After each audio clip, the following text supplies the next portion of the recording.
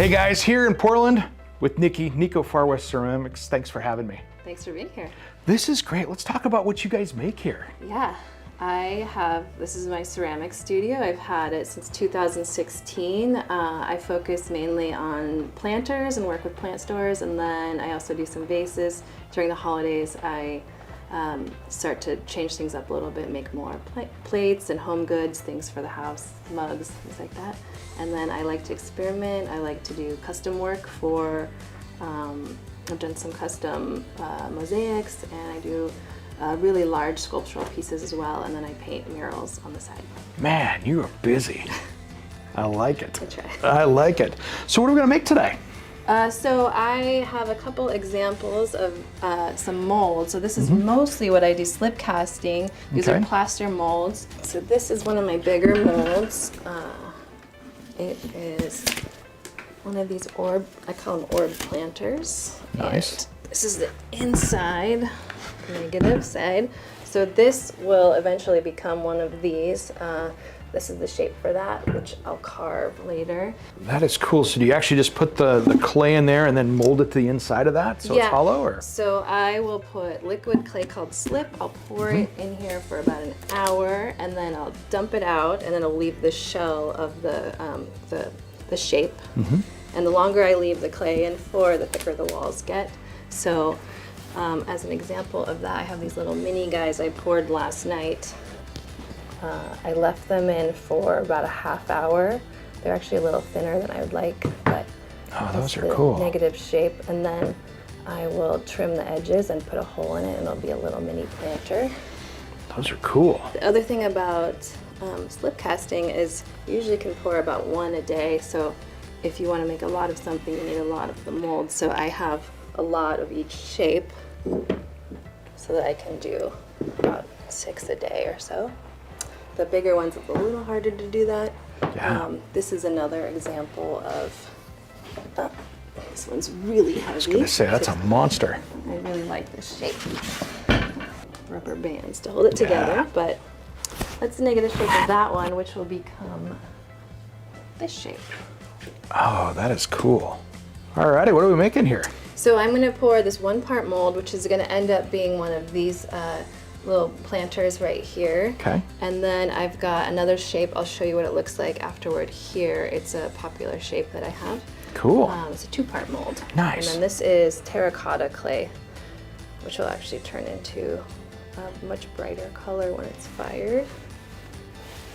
And then these will sit, every mold has a different amount of time. So this one will sit for about 50 minutes, and this one's about half an hour. And then I'll dump everything out. This shape here, it is a mold of I call them nip cups, but it is a female breast, and it's a popular shape I use. It comes a planter. I have to trim everything. I trim the top on the wheel, and I'll clean it all up. And all right, so what's our next step here? so once the piece comes out of the mold, it needs to be trimmed and cleaned up, so it's got this extra flashing here. I'm gonna just take a little paring knife and kind of clean that up.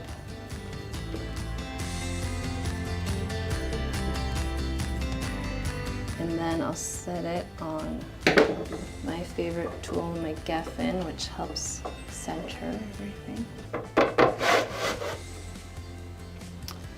And then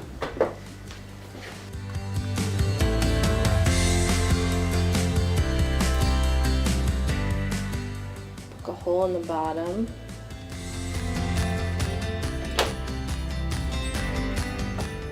And then when it's a little harder, I'll clean up all these extra little bits. I also will put a stamp on the bottom with my logo. Nice. And then, yeah, it'll sit here. And then I'll clean it up a second time. Very cool. The kiln. This thing is awesome.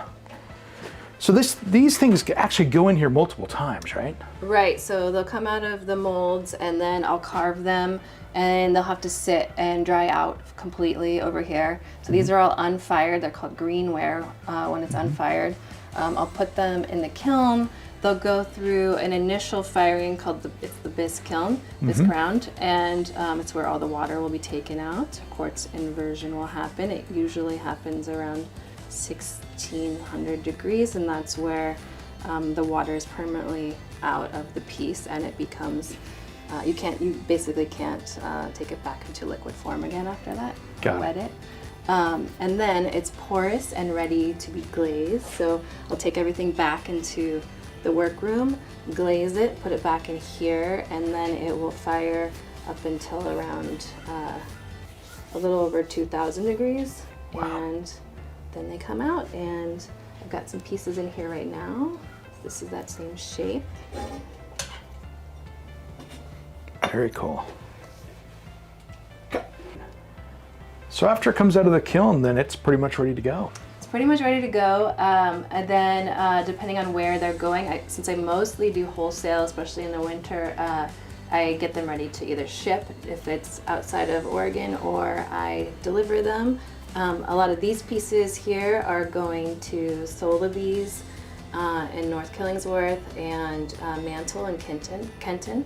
And then I have a store in Reno called Sierra Water Gardens that a lot of these pieces are going to as well. And then depending on the size of the order, and what the stores order, they can take 3 to 6 weeks to complete a whole order of varying sizes depending on what the pieces are. Wow, that is great. So how do people find you? I am online. I have a website. It's nicofarwest.com, and I'm on Instagram at NikoWear. And then I also have murals at my name, which is Nicky Kriara, on Instagram or website. And it's NICKYKRIARA. So you're going to be at any holiday markets this year? Yeah, I will be at Crafty Wonderland at the Convention Center in December, and also Marine Artworks, which is a open studio at the location Marine Artworks building, which is in Industrial Northwest. Man, that is great. That is great. Thanks for having us out today. Thanks for being here. Niko Far West Ceramics, made right here in the Northwest.